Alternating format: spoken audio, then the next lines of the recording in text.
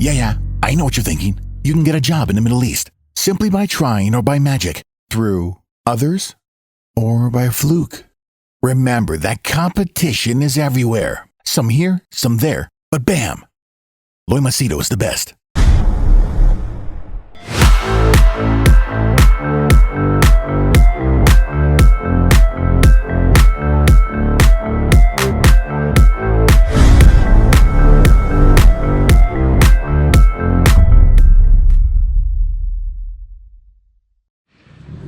All right, so today is the bonus video of the Citibank series. I think this will be number 7. So as promised, since you guys asked me about the Burj Al Arab story, well, for those of you who are new, this is part of the playlist. The link will be put down in the description of when I was in my 20s in Citibank, how I was. It's a thought-provoking story with a lot of lessons, okay? When you're free, just listen to it, you'll enjoy it. So this particular story that I'm going to share with you, which is the last in its series, then I'll create a new one, is a true story, okay? It is, you know, when I was in my 20s and I went to a 5-star hotel, the Burj Al Arab, which is, you know, some people say 7-star. There's no such thing as 7-star. There is 5-star, that's it, and there is no 7-star. So this was, in those days, the only hotel in Dubai. We are talking of 20, I think nearly 27 years ago. It was the only like major attraction, the creme de la creme kind of hotel, which people would like die to go. In fact, it was so premier, so exclusive. Many people didn't even have the courage to want to go there. Today, it's a normal thing. Jumeirah was there in front of it, Jumeirah Hotel. It's Jumeirah Beach Hotel, I think, yeah. And behind was, and this was built in the ocean. And that is why it was, you know, kind of a big thing, because it was built in the ocean. That time, the Palm Islands, nothing was there. So it was a dream for many people to go there. And yeah, even my dream to go there. You know, I remember when I was asked, what is your dream? It was one day to go to Burj Al Arab. One day. So when, you know, we literally witnessed Burj Al Arab being constructed, okay? By the way, put your comments and thoughts down below. I love reading them. So we saw it being constructed and it was a marvel every day in the newspaper. Those days, internet was not so rampant. We would check the photographs in the newspaper and wow, it's being constructed. And it had a very strange kind of construction. You can Google search this. It had like a diagonal beam, okay? So we didn't know how it would look like, but we were very curious. And finally, it, in the shape of Burj Al Arab, which was there. We didn't know it at the time. It is shaped like a sail kind of a thing, okay?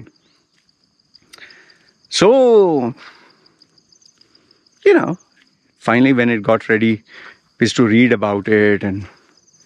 But I, yeah, like any other normal person, I didn't know how to go about. I was pretty scared. I was nervous. I didn't even have the courage to call them up and ask them, how do you, I think, and the number is very unique, huh? The Burj Al Arab number, it's like all the same digits or whatever. So I didn't even have the courage. But when I started to work in Citibank, obviously I was selling credit cards and I used to get the leads from Citibank, you know, the call center has to bribe them.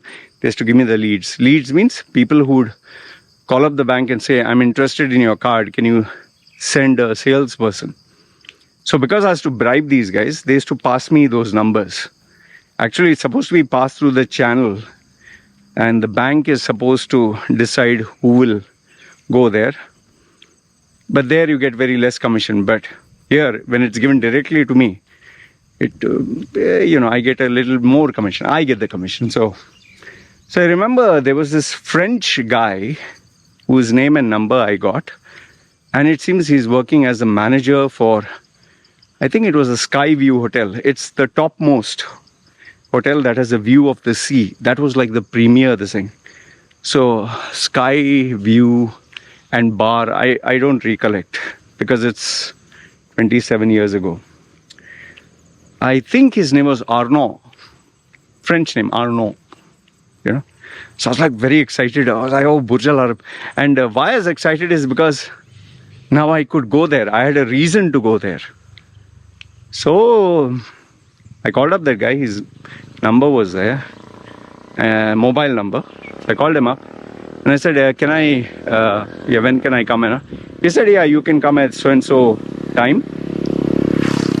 And, but he said, you have to give your name at the reception and we have to get a permission from you. Oh, okay, fine. So I was like, I dressed up. I was so excited to go to Burj Al Arab. In fact, I was like, oh, wow. And I even informed that time, that girl, no, Mariam, informed her.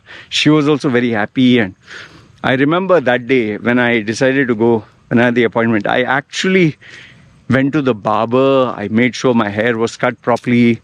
I dressed up properly. I think I didn't wear a suit. I just wore a shirt and tie. I think I wore a suit. I'm not too sure. I can't recollect that. But I'll tell you what I recollect. And by the way, the Dubai Sheikh is also involved in this. Means involved in the sense, part of the story. Okay. So I wore this thing. I'm not too sure about the suit bit. Okay. But I do recollect that I went to the barber, everything else. And yeah, then I booked a taxi. It cost me nearly $100 to go all the way to there, but I didn't give a damn. I was so happy, so excited. Okay. So I informed him. Finally, I went there. And, I still remember it. You know, when you went there, there were the African security guards who were big and massive. And the taxi stops. You know, they have this thing that comes from the ground, no? I don't know what you call that. It prevents any car from coming in. So they checked my name. I gave my name. One security guy came, checked my ID. Okay. And those things went down on the ground. Means the car can't pass through otherwise. And then there were these gates that they had to pull. Okay. So only then we went in this way, then straight. So as we were going down, those days, I really wish I'd taken a video. It didn't strike me at that time, but I was looking outside. Like, you know, like a small kid looking outside the window. Oh, wow, what is this? Okay. So there's a bridge that crosses the ocean, which is down. It's not very, deep, but it's quite a distance. And after the car goes, finally, you reach, there's a small roundabout. You go there and there are people standing out and, you know, so it's like, it's an experience you must have. All of them are dressed up very elegant. It kind of reminded me of Aladdin, you know, Aladdin, the enchantment, how people were dressed up in gold and purple and blue and, you know, all these lively colors. So I got down, I was so happy. I gave that cab guy a tip, and then I went inside and they said, welcome sir, welcome. And I was supposed to meet this guy at the topmost floor.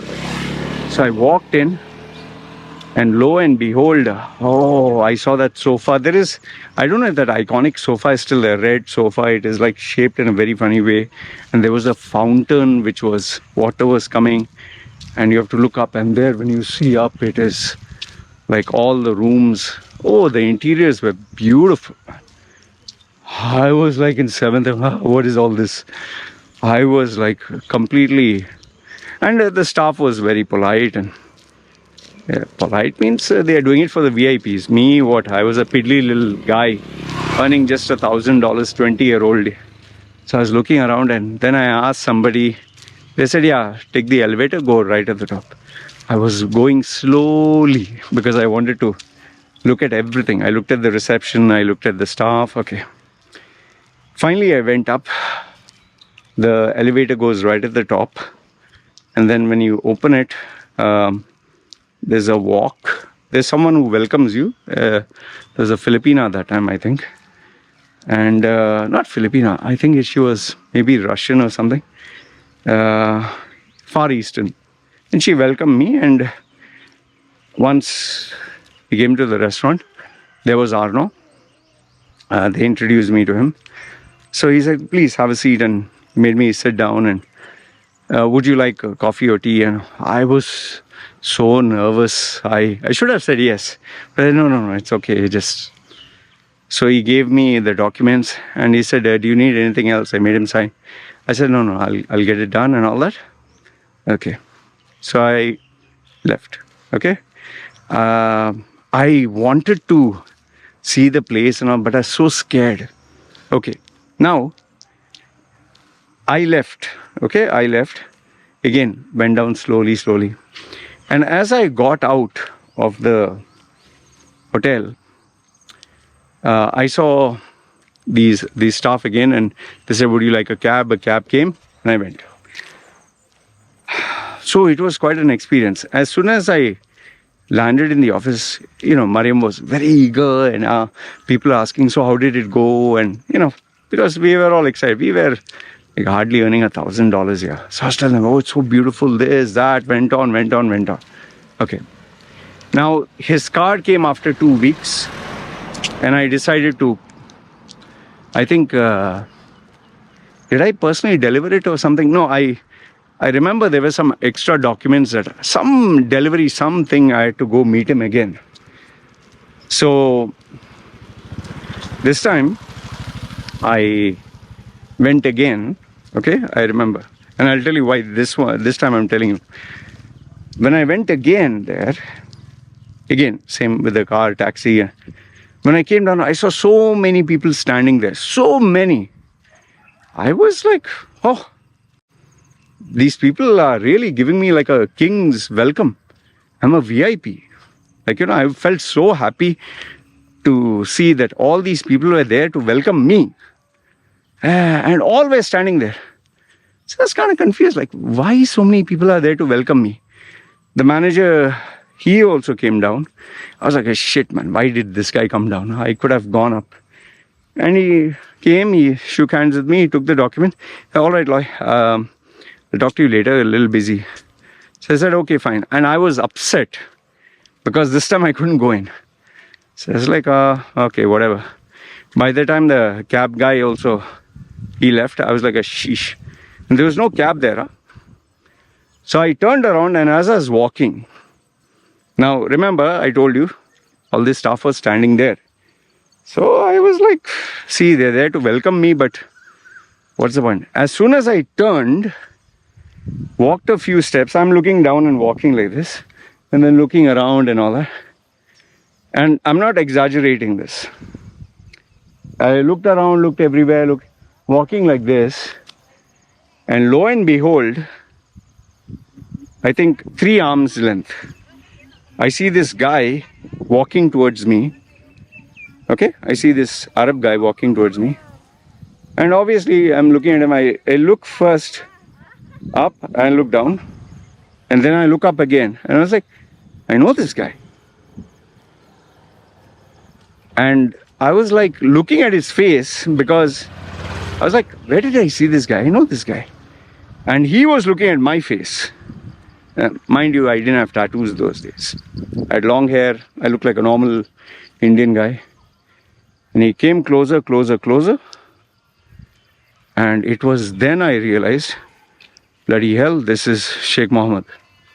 I'll tell you, I've had moments in my life where being a DJ, I've seen celebrities. I've even seen Amitabh Bachchan passing by, like not Amitabh Bachchan, like he's my buddy or something. Like when he came for, you remember Planet Hollywood, no? Those days.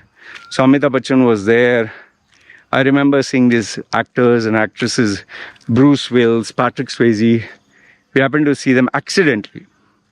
I never felt anything great. In fact, because I was to DJ, I saw Akbar Sami. Those days he was a famous DJ.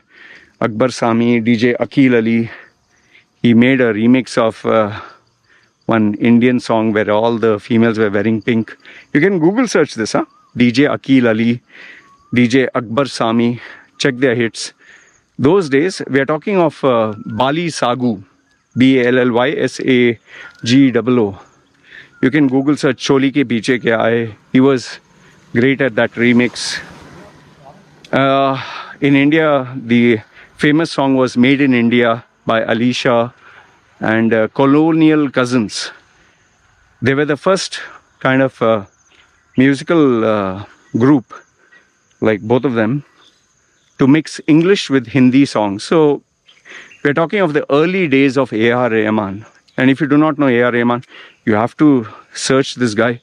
His music was nobody. Oh, there's a snake. A dead snake. Okay, they crushed the head. So this is a snake. I'm not very interested. Thank you very much. So A.R. Rahman in his early days, his remixes were out of the world. And he was just starting his career. So I come from those days. I remember a few months ago, before that, or years ago, Bandit Queen came out, which was the most shocking movie because she was full frontal nudity in that. It's a true story of this female who got raped by men in India, and she was paraded around naked, and she became the Bandit Queen. She became a kind of an outlaw, and she took revenge and killed those people. I remember Kamal Haasan's movie Indian. That was the first time ever an Indian celebrity. He's very famous, Kamal Haasan, if you don't know. Kamal Haasan, H-A-S-S-A-N. He is another superstar like Rajnikant. So this guy had put makeup and prosthetics, which was never heard in India.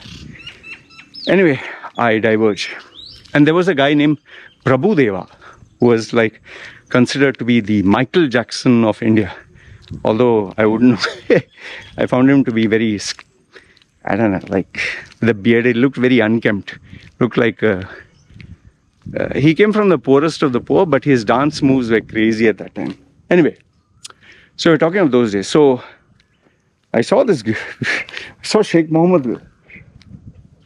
I was like, I saw his face. I'm like, who's this guy? And then I realized, shit, it's Sheikh Mohammed. I didn't say shit. I just, like, I'm walking and I stop and I see Sheikh Mohammed. And I'm like, I'll tell you, I just stood like, and I started to walk slow. I was in shock. I was in disbelief. I could not believe this was Sheikh Mohammed. I'm serious, huh? And he was like looking at me, who the fuck is this guy? Like, that was the look he gave me. Like, who the fuck are you? Like, why are you staring at me? So he walked, and I'll tell you, his body language, he always walks like this. He just looked at me. I froze, and I should have at least greeted him or something. I was like, he passed by. I didn't know what to say. I was like, I went like, I'll tell you, like this, cat got your tongue. I should have wished him. I should have said, Your Highness, or something. I just walked. He anyway passed by. He was wearing slippers. And then I realized all the people standing there, everyone who I thought was there to welcome me, was actually there to welcome him. It was not me. And then when I turned around, I saw all of them. Sir, good evening, sir, whatever, good afternoon, whatever. And then obviously he walked in and he didn't come with his bodyguards. Huh? I don't know why, but I'm pretty sure they were somewhere around. I was still like, what? I was like, I was just mumbling. I was like, and then I immediately searched for my phone. I took it out. I'm pretty sure his bodyguards were watching, or someone, like, what is this guy taking a weapon or something? And the first thing I did was call my mother. Well, those days I used to talk to my mother. I called my mom. Mom, do you know who did I see? My mother was maybe in the middle of work. She was like, Yeah, who did you see? So I told her, you'll not believe, guess who did I see? I was still like, trying to generate some excitement. And she was like, who did you see? So I told her, I saw Sheikh Mohammed. I saw Sheikh Mohammed. He walked near me. And my mother, given that she's so amazing, her response was, so what do you want me to do? I was like, the what? What do you mean, what do you want me to do? I just saw Sheikh Mohammed. She said, and I'll tell you, this is where a dialogue of hers is what I've used throughout my life. My mother may not have given me anything worthwhile, but this sentence stuck with me. This is one word of wisdom that my mother gave me. She said, really, huh? She said, so what, you got more money? Your bank balance increased? You're giving your mother some more money? What did you get? I said, forget money, I got to see him. And then my mother said, I've seen many sheikhs. I met many sheikhs' wives. Nothing has happened. If you got some money, fine, you tell me. Others, I'm busy. And by the way, my mother used to interact with the sheikhs and sheikhs' wives, because you're talking of 1970s and 1980s. The sheikhs were very accessible. They used to meet people very frequently, especially Baba Zayed was the founding father of UAE. He would walk and meet people and greet them and talk, even Sheikh Rashid. Those days, we're talking of those days. Okay, so my mother used to go to the sheikh's house for, teaching the Arab ladies, they put on weight after a baby, giving them massage and, I don't know what massage. Now because I'm in Thailand and I know how proper professional massage is, I don't know what kind of massage my mother gave. She must have put some oil and just here and there, but she used to get good money. The money was good. Like she was getting literally like for 1 hour of massage that she would give these ladies, only ladies, not gents, don't get ideas. So she would get like 500, $300 or 500 dirhams, which those days is very big. Like if you convert it to today's purchasing power, maybe my mother was getting like 2,000, 3,000 bucks. And the reason why she would get it, because she taught herself how to speak Arabic. And, these ladies were locked up in the house. They needed someone to talk to. And my mother used to look at Jane Fonda's workouts and used to teach them some exercise. What exercise my mother used to teach? God alone knows. God, see, I said God alone knows. And my mother used to give them diet. What diet? Those days, no internet. So she used to cut from the magazines, eat grapefruit and toast and all. My mother used to actually give them this regurgitated advice that she would read from magazines and make money out of it. My mother was very enterprising. Maybe that's what I got. But she had hyper ADHD. She loved attention. She never followed the protocol of rules and all that. She wanted to earn her own money. So I kind of guess I got that from her. They say, it's passed on from the DNA, especially ADHD. And talking too much. My mother, you think I talk too much, my mother talks much more than me. That's why I can't tolerate her. And ultra stubborn, my mother.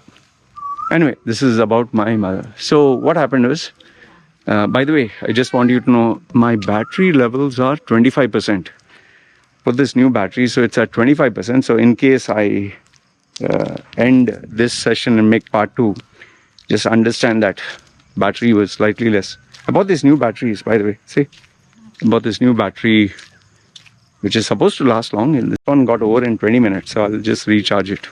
Okay. So what was I saying? Yeah. So I told my mother and she was like, what's the big deal? I think, what a bloody hell, yeah. What is this? Tell the mother it's no use also. Sometimes you tell your relatives, especially the people who you think are important, and they just bloody throw like cold water on you and they destroy your excitement. So I was like, okay, bye. I just told my mother bye. I was like, okay. Then I called up my, that time girlfriend, Mariam.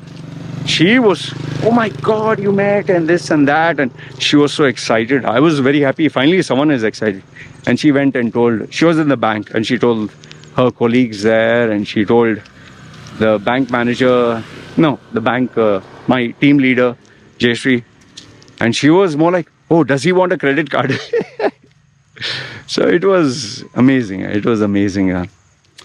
But I'll tell you, oof, I totally forgot everything. I forgot the customer, I forgot the bank, I forgot the restaurant, I forgot after that. By the time I reached office, I was still bubbling with excitement. But the thought came that, sheesh, man, I have to go to this restaurant. I have to go to Burj Al Arab and I have to eat there. I want to eat in that restaurant. So, by the time the excitement died.